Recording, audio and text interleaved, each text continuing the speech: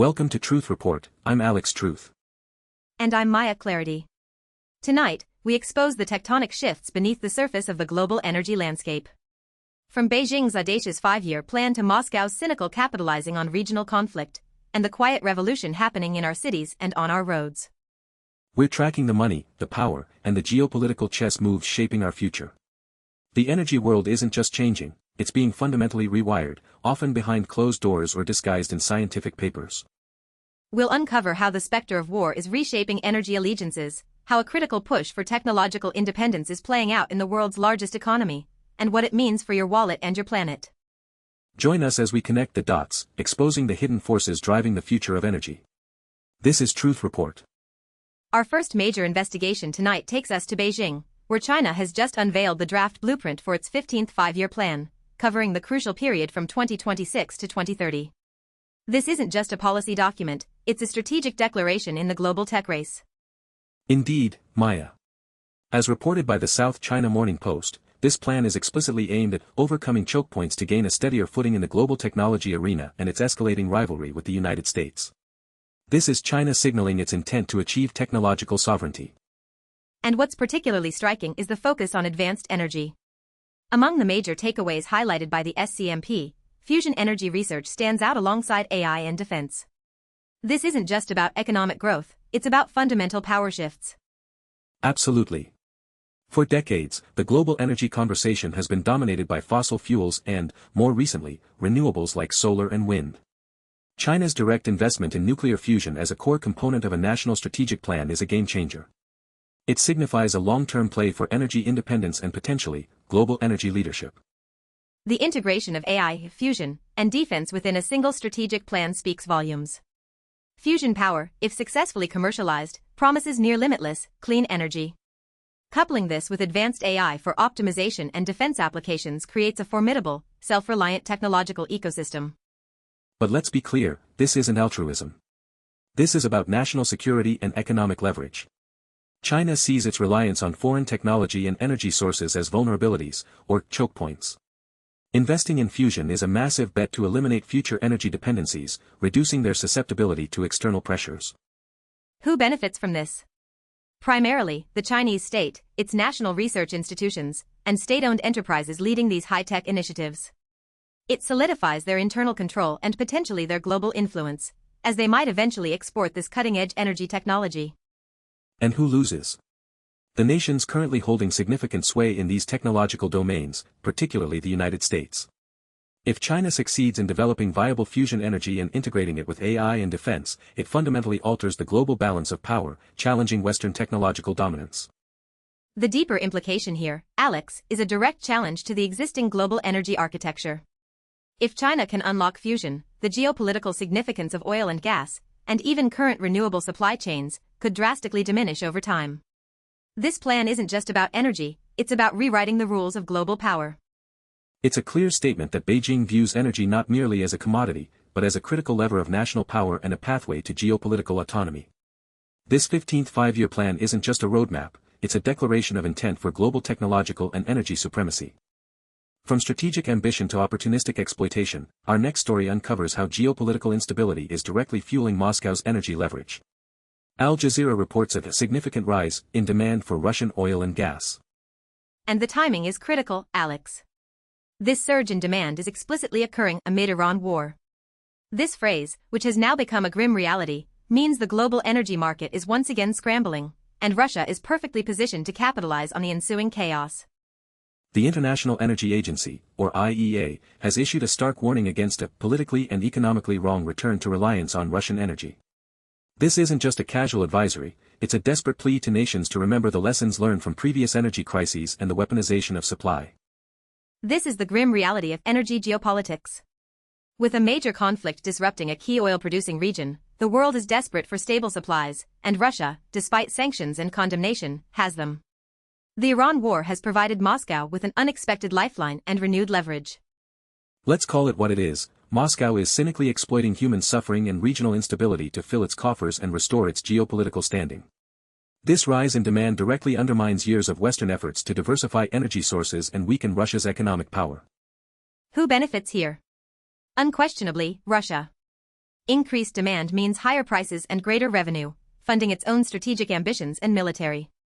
Countries unable to secure alternative energy sources, often due to economic constraints or immediate need, are reluctantly propping up Moscow's energy industry. And who loses? The West, particularly Europe, which worked so hard to detach itself from Russian energy. Now, with the Iran war creating a supply crunch, they face the agonizing choice of either a severe energy crisis or implicitly funding a regime that continues to destabilize global security. It's a moral and economic trap. The deeper implications are profoundly disturbing. It demonstrates the fragility of global energy security in the face of major conflict. It also exposes the inherent tension between geopolitical ideals and immediate economic necessities, forcing difficult compromises on nations. This situation validates Russia's long-term strategy of using energy as a political weapon. Every barrel bought, every cubic meter of gas consumed, translates directly into renewed leverage for Moscow on the world stage, making any attempts at global consensus even harder. The IEA's warning isn't just about the economic cost, it's about the political cost of re-empowering a major aggressor. The Iran war has inadvertently handed a significant victory to Moscow, underscoring the brutal interplay between conflict and energy markets. Shifting gears to the future of transportation, our next story reveals a significant shakeup in the electric bicycle market. Electrek reports that Rad Power Bikes, once a dominant force in North America's direct-to-consumer e-bike boom, has officially been sold. This isn't just another corporate acquisition, Maya. Life Electric Vehicles Holdings, or Life EV, is the new owner, and they've made a crucial commitment to build Rad Power e-bikes right here in the United States. This signals a major shift towards domestic manufacturing in the green transportation sector. It's a fascinating pivot. Rad Power Bikes, for years, epitomized the globalized supply chain, leveraging overseas manufacturing to offer affordable e-bikes. Their fall from dominance suggests the vulnerabilities of that model: competition, supply chain disruptions, and evolving consumer demands. The decision by Life EV to bring manufacturing stateside is a direct response to those vulnerabilities. It speaks to a growing demand for supply chain resilience, quality control, and perhaps, a desire to circumvent tariffs or geopolitical risks associated with overseas production.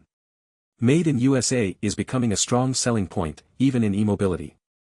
This move could create new jobs and boost the domestic manufacturing sector, aligning with broader national priorities to reshore production. It's a tangible outcome of lessons learned from recent global disruptions, particularly in the tech and automotive industries. So, who benefits? Life EV certainly stands to gain from acquiring a well-recognized brand and potentially improving its brand perception through domestic production. American workers and the U.S. economy could see a boost from these new manufacturing jobs.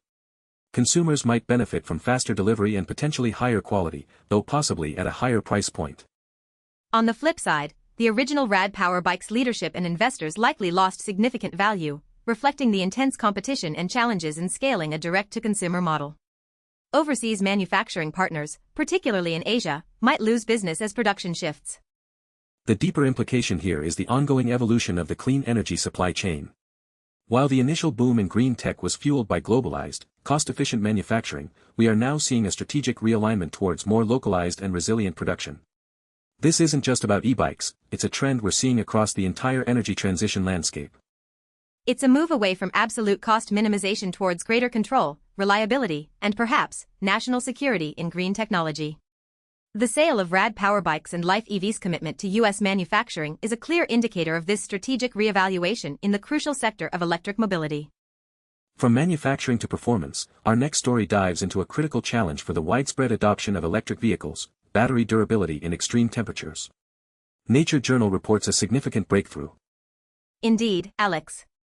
The article highlights a crucial development: electric vehicle batteries toughen up to beat the heat. This is significant because rising temperatures, a direct consequence of climate change, typically shorten battery life and degrade performance. For years, skeptics have pointed to battery degradation in hot climates as a major impediment to EV adoption, particularly in warmer regions of the globe. This research, published in a highly respected scientific journal, directly counters that narrative, showing rapid technological advancement. The improvements are happening fast enough to resist the ravages of climate change, according to Nature. This isn't just incremental progress, it's a targeted engineering response to an environmental threat that could otherwise derail the electric vehicle revolution. This research likely encompasses innovations in battery chemistry, advanced thermal management systems, and sophisticated battery management software. These combined advancements are making EVs more robust and reliable across a wider range of global temperatures. So, who primarily benefits from this? Certainly, electric vehicle manufacturers, who can now market their vehicles with greater confidence in diverse climates, expanding their global reach. Consumers in hot regions will benefit from improved vehicle longevity and performance. And the planet benefits from accelerated EV adoption, which directly reduces carbon emissions from internal combustion engines. This also undermines one of the last remaining significant arguments from fossil fuel proponents against the viability of electric transportation. Who might lose? Perhaps, those who have invested heavily in technologies or infrastructure designed to mitigate current battery limitations in heat, finding their solutions potentially superseded. But broadly, this is a win for the entire energy transition movement. The deeper implication here is the dynamic interplay between climate change and technological innovation. As environmental challenges intensify, so too does the scientific community's drive to engineer solutions. This is a clear example of technology directly addressing the effects of a warming world to enable sustainable alternatives. It demonstrates that the path to a cleaner energy future isn't static, it's constantly evolving through dedicated research and development. The ability of EV batteries to toughen up against rising temperatures is a critical piece in the puzzle of global decarbonization. Our final story tonight takes us from the micro level of batteries to the macro level of human civilization. A new paper on AR14, an open-access research platform, introduces a novel approach to understanding urban development, settlement percolation, global maps of critical distances. This might sound abstract, Maya, but it has profound implications for energy. The paper aims to systematically quantify settlement configurations, recognizing that the specific spatial configuration has important consequences for both urban systems and the natural environment. Exactly. Cities are the most extreme form of human land use, and how they are arranged, their density, their spread, their connectivity, directly impacts energy consumption. Think about transportation, heating, cooling, and the efficiency of energy grids. This research provides a data-driven framework to analyze patterns of urban sprawl versus compact development. By understanding these critical distances, urban planners and policymakers can make more informed decisions about future growth, aiming for greater energy efficiency and reduced environmental impact. Who stands to benefit from this kind of foundational research? Urban planners, certainly, along with environmental scientists, geographers, and anyone involved in sustainable development. Their decisions, armed with this data, can lead to more energy-efficient and resilient cities. Citizens ultimately benefit from more intelligently designed urban environments, less time in traffic, reduced energy bills through better infrastructure, and improved local environmental quality. It provides the analytical tools to build truly smart and sustainable communities. On the other hand, the beneficiaries of unchecked urban sprawl, such as certain developers or real estate interests, might find their traditional models challenged by insights suggesting more compact, efficient settlement patterns. This research offers an evidence-based counter-narrative. The deeper implication is that even abstract academic research plays a crucial role in the global energy transition. By providing a scientific understanding of how human settlements are structured, this work lays the groundwork for optimizing energy use, integrating renewables more effectively, and building climate-resilient urban systems. It's about leveraging data science to design a more energy-conscious future, moving beyond anecdotal observations to a systematic, global understanding of our footprint. Settlement percolation is a quiet but powerful tool for sustainable energy planning. Maya, looking across these 5 stories, a clear pattern emerges. The global energy landscape is being reshaped by a potent mix of geopolitical conflict, strategic national ambition, and relentless technological innovation. Absolutely, Alex. On one hand, we see the cynical exploitation of crises, with Russia capitalizing on the Iran war to regain energy leverage. This underscores how deeply intertwined global stability and energy security remain, forcing difficult moral compromises. But simultaneously, we witness nations like China making monumental, long-term plays for energy independence through fusion, and defense integration. This isn't just about economic growth, it's about fundamentally altering the global balance of power and circumventing future choke points. And within the renewable sector, we see a crucial evolution. The Rad Power Bikes sale, with its pledge for U.S. manufacturing, highlights a growing demand for supply chain resilience and localization, shifting away from purely cost-driven globalization in green tech. That push for resilience is mirrored by technological breakthroughs, like EV batteries toughening up against climate change. Innovation is actively solving problems that once threatened the viability of green technologies, proving that the energy transition is dynamic and responsive. Finally, the abstract research on settlement percolation reminds us that even foundational science contributes to this future. Data-driven urban planning is critical for optimizing energy consumption and integrating sustainable solutions at the very core of human habitation. What we're witnessing, then, is a world simultaneously fragmenting geopolitically and innovating technologically. The race is on to secure energy, not just for power, but as the bedrock of national sovereignty and climate resilience. The stakes couldn't be higher. The stories we've covered tonight reveal that energy is not merely a utility, it is the currency of power, the engine of innovation, and the battleground for our collective future. From Beijing's calculated moves in fusion to Moscow's opportunism, and the quiet revolutions in battery tech and urban design, the decisions being made now will define the geopolitical and environmental landscape for generations. We must remain vigilant, questioning the narratives, tracing the money, and demanding transparency from those who wield this immense power. Your understanding is your defense. For Truth Report, I'm Alex Truth. And I'm Maya Clarity. Thank you for joining.